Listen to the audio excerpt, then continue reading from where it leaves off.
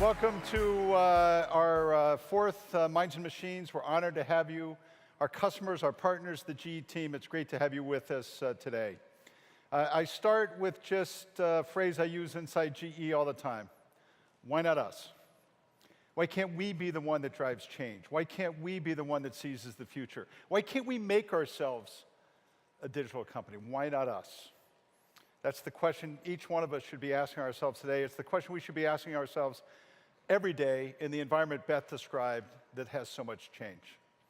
So the world is really volatile. I mean, you see that, slow growth, volatility, populism, not just in the US, but around the world. I'll let you put your own descriptors on to your own economic point of view. My point on the right-hand side of the page is, I think regardless of how you call the economy, winning has a common face. It goes to the people that are productive, that are innovative, that are competitive, that are adaptive and resilient, people that are willing to try to solve problems for their customers, problems for society, and willing to get up and try and do new things every day. That's what we aspire to be. That's why it's so really such an honor for us to work with all of you. GE's a big company, but the way I describe it is really in five pillars. It's about our businesses. We've done a lot of work over time in building strong businesses and big ecosystems. It's about what we call the GE Store, which is our horizontal capability. It's what really drives us together. It's an overarching theme, like becoming the digital industrial company, which is so critical to us and where we are today. It's about creating productivity for our customers, which is essential at a time when productivity has been waning. It's about being a simple company, one that empowers people to do good work, that's easy to navigate, easy to understand. Now, we've been on this journey for more than 5 years of really being a digital industrial, and I would say I learned so much leading it. There's never been a process or anything that I've led inside the company that's really been quite this all-encompassing and quite this important. But I'd share a few things that you're going to see in the next couple days that really, I think, defines the era of the industrial internet, or what it takes to become a digital industrial. This is going to be about developing common platforms, which are very well known to tech companies, but delivering them in a unit of one. Being good in the industrial internet, it requires both a brain and a body. You have to be able to deliver solutions from Pakistan to India, to China, to Chicago, and everywhere in between. It's about creating a network of industrials. We really have never seen the power of an industrial to industrial world. And I think in many ways what we're talking about today is this powerful network where we share with each other in an unfiltered way what are some of the new ideas for the future. It's the ability to create internal best practices with external value. All of you are practitioners, and if you're a practitioner, you have something you can sell. I think this notion of opening up the insides of an industrial company, that's going to be key to the industrial internet. And this is a transformation, not a task. This is not an initiative. It's not something else to put on your to-do list. This is an all-encompassing change. And in some way, shape, or form, these ideas you're going to hear about in the next 2 days, but it really represents what we're learning as we're driving this change inside GE. Now, what are the problem we're trying to solve? It's simply put, productivity stinks. Industrial productivity has been zero. The only way to create GDP growth, the only way to create high-paying jobs any place in the world is we've got to reboot productivity. So we've got to find ways to get more out of our assets. We have to find ways to link information technology to operational technology, and it requires investment and outcomes, and this is the gateway to the future. So when you're talking about industrial internet or Internet of Things or Industry 4.0 or really fancy overarching words, just strip it away. Our job is to create more productivity and do it fast and do it in the future. Now, what Beth said, and what we totally believe in GE, is there's going to be a combination of physics and analytics, and that there's going to be opening up of two massive new technologies that are going to lead the productivity era into the future. One which we're going to talk about the next couple days, in the industrial internet, where we aspire to be a top 50 or a top 10 software company by 2020. And the other one is a manufacturing transformation of additive manufacturing. And this is also a digital technology that's materials heavy. And these two are really what's going to lead productivity in the future. And our context for doing it is productivity for ourselves, we're a practitioner, productivity for our customers, where we have a huge installed base, and productivity for the world, productivity for industrial markets. But this merger of physics and the digital world is really what's going to lead into the future. It's what we're here to discuss, and I just wanted to give you a sense for how much we're investing to be able to be in the lead in this activity. Now, I showed you this last year. This is really the framework that we use for our investments in the industrial internet, and Bill and others will go through how important these are. The point I want to leave with all of you is really twofold. One, the consistency of our action, but the second one is it really reinforces our point that this is both a transformation and a massive strategic execution, because we're really changing on three levels. Inside our company, we're changing people and culture. That's got to be the foundation. We're adding new skills to the company. We're adding new processes to the company. We're moving faster. And this mixture of digital talent with physical talent is massively important, and I can already see a better company coming from that. We're investing massively in technology. The Predix operating system, digital twin, digital thread, cybersecurity. These are new technologies that we're perfecting and we're driving. And we're changing the way we interface with our customers, more outcome-driven, as-a-service models, the ability to build through partners like the ones we have in this room. So this change is really about culture, technology, customer interface, customer outcomes. It's really changing the entire context for GE. And I just encourage you to embrace this, because change will find you. And you have to be willing to grab at this with this level and this level of entirety. One of the things that makes this happen, I think, and one of the things that positions GE to be able to be a leader in the digital industrial is what we call the GE Store. We have 8 businesses inside our company. Each one brings different capability around globalization, technology, their ability to interface with their customers, the global footprint, and each one brings that into what we call the GE Store. We build off each one of our businesses horizontal platforms in technology, globalization. This allows us to be decentralized, distributed, and at the same time bringing together the power of scale. And I would argue to you that this makes us a particularly good partner as it comes to the industrial internet. We look at Predix, the operating platform. This is another platform that really convenes GE. This is another foundational point that makes GE make sense for our customers and investors. But at the same time, we're building a massive digital business that's a parallel with all of our other industrial businesses. So when we look at this, we look at it as a business creation, but also a massive capability inside the company. And only a company that has the kind of diverse footprint, the kind of scale that we have, I think can bring these kinds of solutions to you. Now, we've been active in the last 12 months. I'd say the one thing as leader of the company, as CEO of the company, that I owe everybody in this room, our customers, our team, our investors, our partners, is the fact that we're in it to win. We are all in.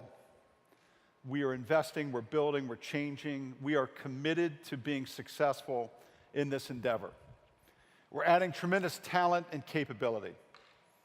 We've announced close to $2 billion of acquisitions and to help us in technology, to give us new products and applications.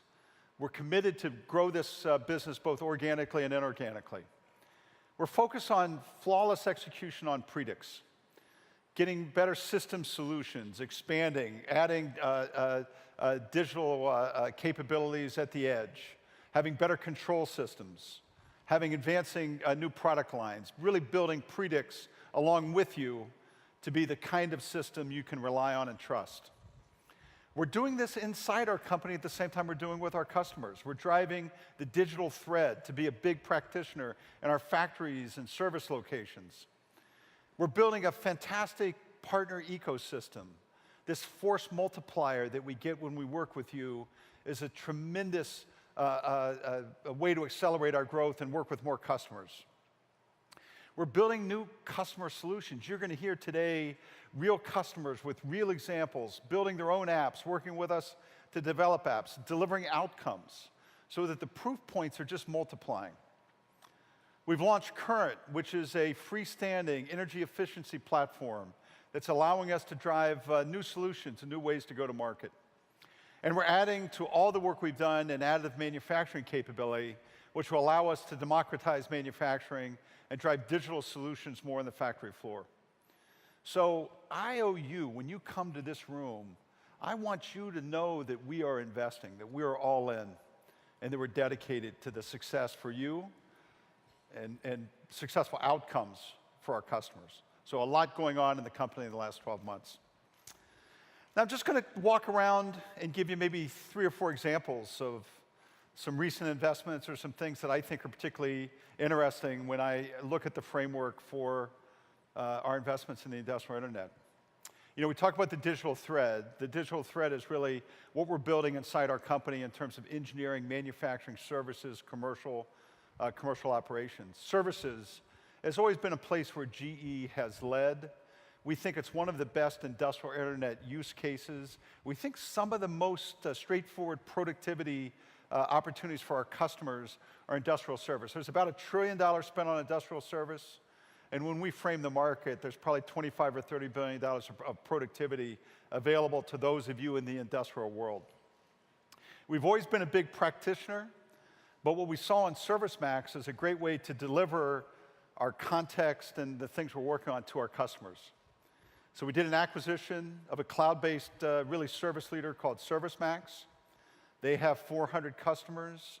They have a great, let's say, cockpit and interface with their customers. I think what we can add to that is more intellect. Digital twins, the context for long-term service agreements, just more content. And so with the ServiceMax gateway and some of the GE content from a physics and installed base standpoint, this is an amazing offering to our customers. And it's a way that we can partner and grow into the future and take a digital thread, an internal idea, and turn it into great outcomes for our customers. So this is one example of investment. Asset performance management, APM, this is kind of the heartbeat. This is the fundamental of the industrial internet. So we now have more than 100 applications and APM uses around the GE, the breadth of the GE product line. We're adding to this customers in different industries, like Schindler and others that represent use cases of elevators and other technologies that GE's not in. And we see this growing very rapidly. We did an acquisition about 2 or 3 months ago of a company called Meridian. They really invented the world of asset performance management, APM. And it gives us a gateway, an installed base to really be able to deliver solutions for all products of all brands and all industries, so we can scale this up in a way that really can benefit our customers. One of the key aspects of this is the ability to do this at an enterprise level. I'm going to ask Ahmed to come out here in a second, but really the context not just is for individual assets, but how do you stitch together a suite of applications that allow a big customer, a big global customer like BP, to get all of their assets, to be tracking their health, their productivity, their safety, how they have to do their maintenance cycles, how do they operate most productively with the most efficiency. So the ability to drive APM, asset performance management, from single units into the enterprise, we're advancing quite quickly on this as well. So we really see the advancements of technologies, and we're willing to do investments in inorganic acquisitions when they can accelerate us. That's what ServiceMax does for us. That's what Meridian does for us, and we're making great progress.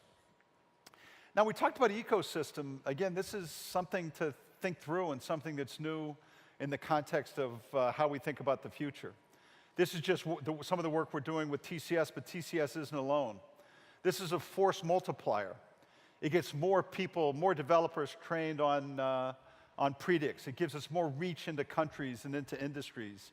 And we look forward to building this kind of partnership with a lot of you in this room that can help us drive more growth. So I think the ability to run an open system, an open architecture, is really incredibly important as we look at the future. So ecosystem, partnerships are critical. And similarly, we're building key partnerships with our customers. This is an example of UPMC, which is the largest, one of the largest integrated health systems in the world, large in Pittsburgh, and some of the work we're doing with them to really bring the cloud, bring useful analytics and machine learning into the radiology setting, and actually co-developing with them radiology solutions and healthcare productivity solutions for the long term. It's going to help their workflow, their productivity. It's going to help them bring better outcomes to their patients, but it also gives them a revenue stream. So it's part of this industry-to-industry network is we're now not just working with each other on productivity, but we're also building new revenue streams for each other, and that makes this quite unique from a standpoint of where we can go and how we can grow into the future.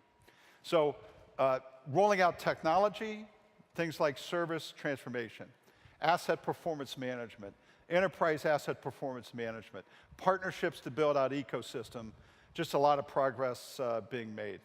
The last thing I talk, we'll hear a little bit tomorrow about additive manufacturing, but this is another key example of bringing physics and analytics together to build new productivity solutions for our customers.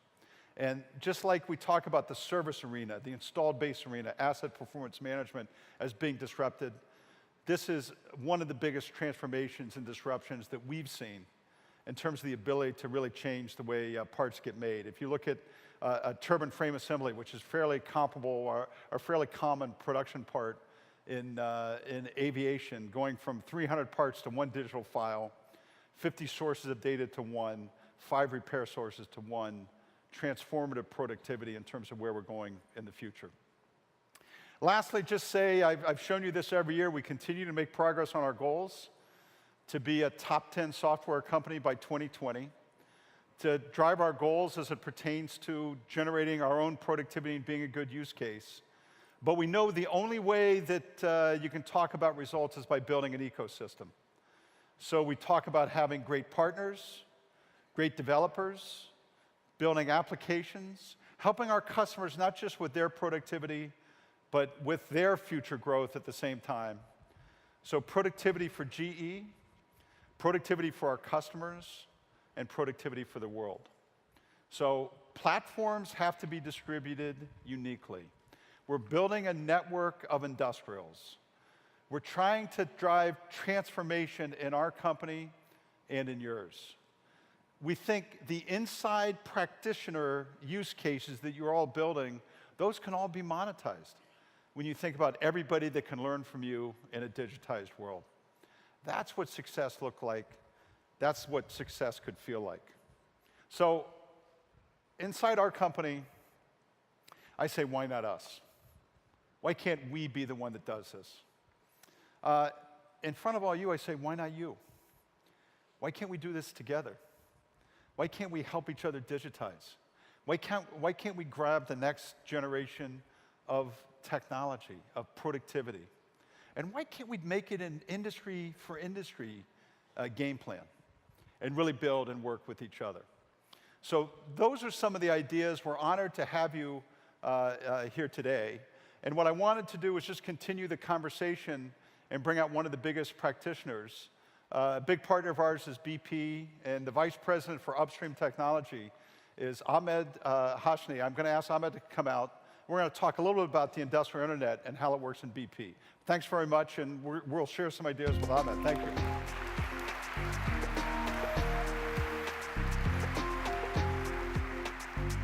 Good to have you, Ahmed. Great. Have a seat. Thank you. So Ahmed, let me BP, oil and gas, big, complicated industrial world. Let me start kind of inside BP in terms of what outcomes are you looking for? What problems are you trying to solve inside your company? And just set the groundwork, because the challenges that you have running a big integrated oil company are as substantial as anybody in this room would confront in their own businesses.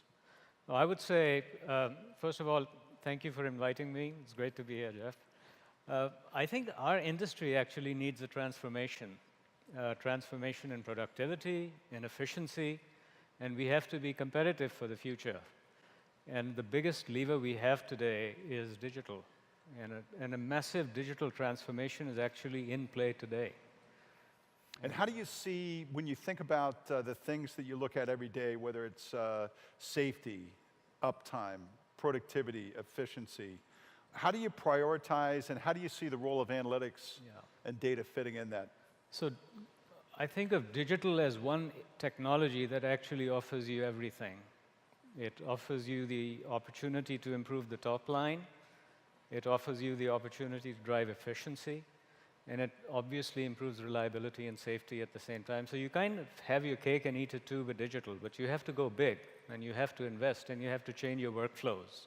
You have to change mindset. It's a complete transformation. How did you get started inside BP? And what kind of resistance do you get, and how do you break through the walls?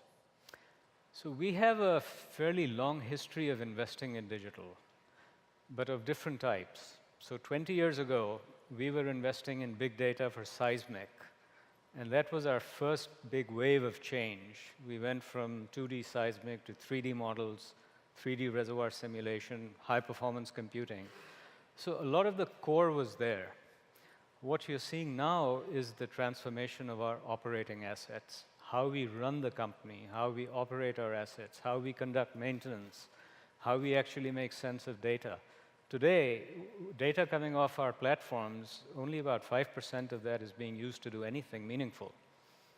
And that's the data that's got hidden value in it. And that's what we want to get at, and that's what we are working with your team on. How do you see inside your company the change between technology, IT, digital, and how do the functional lines get blurred as you think about implementing these big new change? I mean, I'm the head of technology for BP Upstream. My role has completely changed over the last few years.